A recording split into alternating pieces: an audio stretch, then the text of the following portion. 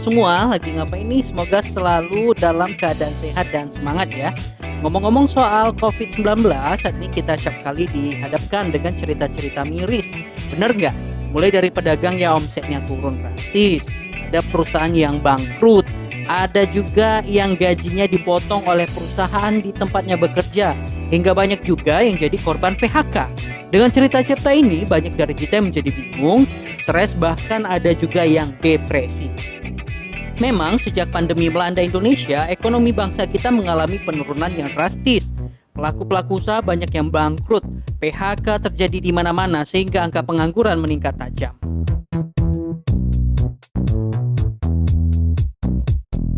Di tengah kondisi seperti inilah dibutuhkan semangat pantang menyerah untuk bisa tetap eksis dalam menjalankan aktivitas sehari-hari dan untuk menyambung hidup.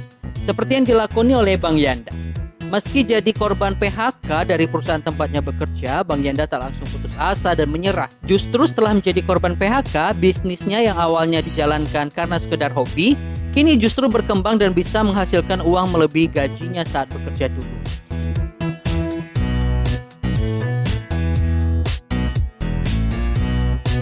Ya, lewat usaha budidaya ikan cupang hiasnya, Bang Yanda kini telah sukses menjadi salah satu petani budidaya ikan dan telah memiliki banyak pelanggan. Usaha yang dirintisnya dari sekedar iseng kini telah berkembang menjadi sebuah tempat budidaya yang cukup besar dengan penghasilan yang menjanjikan.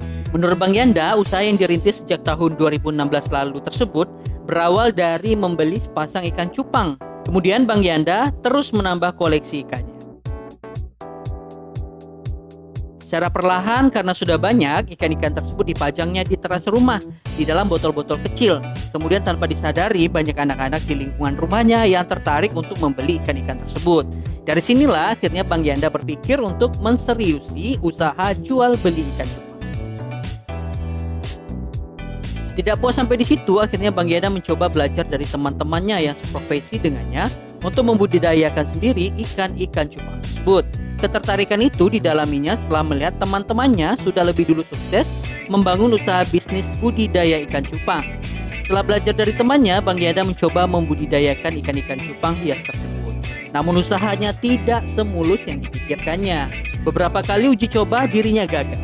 Setelah itu dirinya sempat berhenti melanjutkan usahanya tersebut dan memilih fokus untuk bekerja.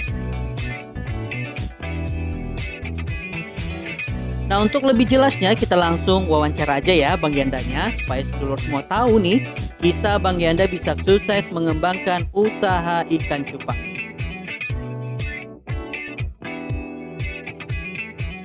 Mungkin dasarnya dulu dari hobi ya, dari hobi kita piara ikan seekor, 2 ekor. Siap tuh lama-lama mungkin apa salahnya kita coba untuk breeding, untuk ngawinkan ikan. Kita beli sepasang waktu itu dengan harga 20.000, ditambahkan dengan box styrofoam. Box styrofoam tambah 20.000. Jadi waktu itu kemodal kita 40.000. Kita breeding berhasil sukses, breeding pertama sukses. Siap tuh lambat laun kita tambah, mungkin kolamnya kita tambah, indukannya lalu kita tambah, dan mungkin sampai sekarang mungkin udah banyak varian ikan. Covid, pandemi ini mungkin orang banyak di rumah kan waktu itu, dan penghobi ikan yang suka di rumah kan banyak. Jadi mulailah terinspirasi untuk diri saya sendiri untuk membuat ternak ikan hias. Dan inilah saya kembangkan ikan hias sampai sekarang, dan alhamdulillah menghasilkan, ada nominalnya.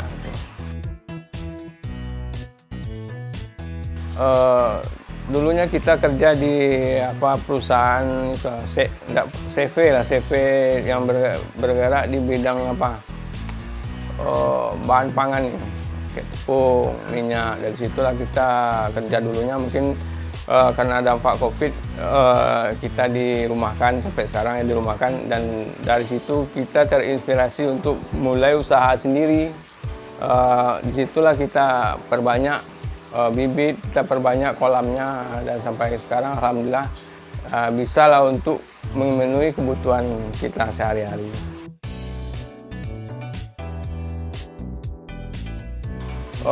Mungkin dalam itu dalam breeding atau kita akan kawinkan ikan ini sepasang, misalkan ini sepasang. Ketika induannya yang nggak bagus, ada induan yang nggak bagus ya makan telur, ya, makan anak atau mudah stres. Misalkan kita kawinkan ada 5 pasang semuanya kayak gitu, disitulah perasaan nggak galau kita. Cuman ya yang namanya apa itu biasa, cuman kita ulang lagi, nggak putus arang sampai di situ, lah pokoknya. Ya pertamanya kita ya mungkin dalam skala rumahan, mungkin waktu itu produksi ikannya masih kecil dan mungkin pembelinya baru anak-anak sekitaran komplek. Selanjutnya dan ikan kita udah banyak, pakai media sosial, Facebook, kita bikinlah postingan di Facebook bahwa ikan kita ada, mungkin ready ikan. Mereka yang istilahnya yang satu hobi atau membutuhkan ikan untuk dijual lagi misalnya kan bisa datang langsung ke rumah atau farm kita lah, itu sebetulnya.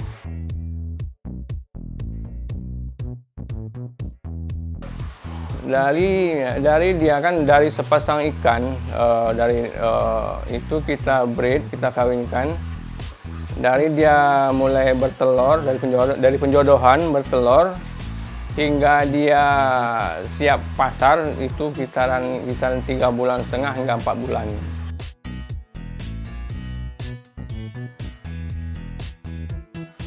Kita perkirakan aja lah nominalnya, misal ikannya mungkin ada yang 10 ekor atau 20 ekor sehari, cuman kita nominalkan aja angkanya 100-an dapat satu hari, 100-an bahkan lebih.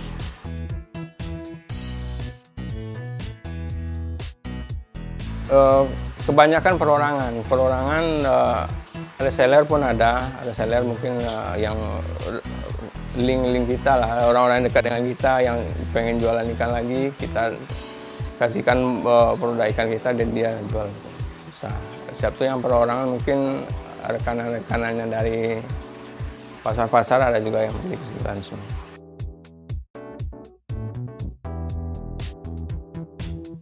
Usaha ini salah satu untuk menopang ekonomi. Jadi saya usahakan semaksimal mungkin berhasil, dan ya kembalikan aja kepada yang kuasa. Kalau rezeki kita itu memang kan diatur. Jadi berdoa dan minta sama yang kuasa usaha kita ini dilancarkan, itu aja. Dan untuk keluhan ngedon misalnya kan itu ya cobaan lah. Ya kalau kita sendiri yang kita apakan kepercayaan, istilahnya amanah. Misalnya kan ada langganan kita yang nggak ke sini, cuman barangnya kita antar ke sana. Dia minta barangnya bagus, ya barangnya tetap bagus kita antar. Nah, itu dia perjalanan bisnis Bang Yanda untuk mendirikan usaha budidaya ikan cupangnya. Bermula dari hobi, akhirnya bisa memperoleh hoki. Yang terpenting kata Bang Yanda adalah konsisten, terus belajar, dan yang paling penting adalah jaga kepercayaan pelanggan. Kalau enggak, bisnis kita bakal nggak maju-maju, bahkan bisa gagal. Sampai di sini dulu ya Lur, perjumpaan kita kali ini dalam program Jejak Sukses. Seperti biasa, jangan lupa untuk terus support kami dengan cara like dan subscribe channel YouTube Mas Kasir. Sampai jumpa di kisah-kisah inspiratif berikutnya. Mas Kasir, mantep tenan.